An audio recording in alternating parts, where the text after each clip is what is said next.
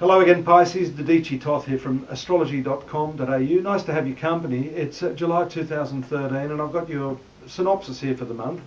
It's interesting how karma and health are often tied in, and what you may realise this month leading up till the 8th is that some of your past habits, dietary habits, lifestyle habits, and maybe the unconscious side of your past life habits are now catching up with you. And we see that on the 2nd, that's today, the perfected right angle between Venus and Saturn, all to do with your past habits.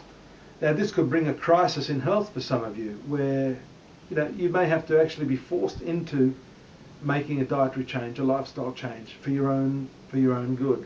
But these crises, while they're happening, seem very, very uncomfortable, very unnecessary in one's mind, but actually this is nature's way, the universe's way, karma's way of teaching you the lesson of what to do to become a better person, a happier and more fulfilled person. So these are important karmic lessons for you at the start of the month. There may also be some issues associated with your relationships. The 6th house is the house of enemies, and according to Hindu astrology, when Venus, or any planet for that matter, is transiting this area, then the person ruled by that planet may indeed become an enemy. So your loved one may actually be at odds with you now. Maybe that's precipitating the crisis that I'm talking about here, the fact that you're not feeling well. And of course, you add to those lifestyle indiscretions, emotional problems, then bang, you've got a real dangerous cocktail there, so to speak. Fortunately, after the 8th, we see Venus in a nice aspect to Uranus, shift away from the focus of your health to finances. But again, 2nd house, which is where Uranus is in this configuration, has to do with your diet. So I'm going to go further on that and say you really, really need to look at what you're eating and how that's impacting upon your body, your mind, and your spirit just now.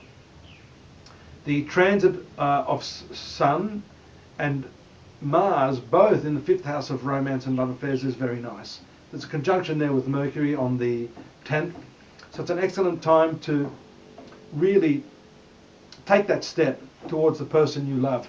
Even if it's someone you don't know and you've got a strong feeling of affection or getting some attention from them, you need the icebreaker at this time. Don't sit back. You don't want these opportunities to pass you by. The 2nd week of the month. That takes us then to your ruling planet, Jupiter, on the 18th, making fine aspects from the 5th house to the 9th house. Now these are karmic houses again. They're travel houses, they're love affair houses.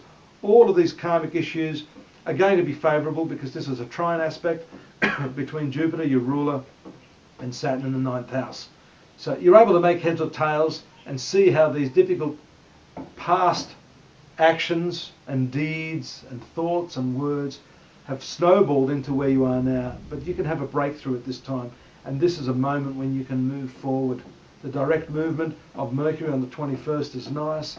This is your 7th ruler. Someone you've been doing business with, or perhaps your spouse, has been withholding information and not able to talk to you. They're going to be more forthcoming too. It's funny how mirrors attract and reflect mirrors. So your behaviour is going to reflect and elicit that sort of behaviour that you want in the people around you around that time. Excellent aspects from another favourable planet, Mars, on the 21st and the 22nd. These are speculative aspects, so you can make money through gambling a little bit, taking a punt in your life, and taking a step in a direction that you wouldn't normally. Expect the best results from that, a few surprises, and you can pat yourself on the back when you see the results after that.